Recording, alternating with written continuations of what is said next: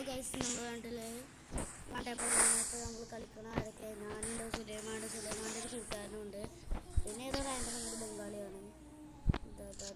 കൊന്നാട് ബംഗാളി. അപ്പോൾ നമുക്ക് ഈ കളി ജയിക്കണം. സുലൈമാനെ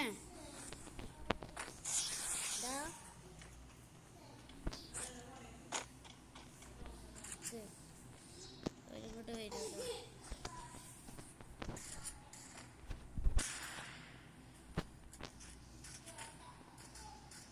ഓൻ്റെ കൂട്ടുകാരനായിട്ടുണ്ട് അടുത്ത്. എൻ്റെ കൂട്ടുകാരൻ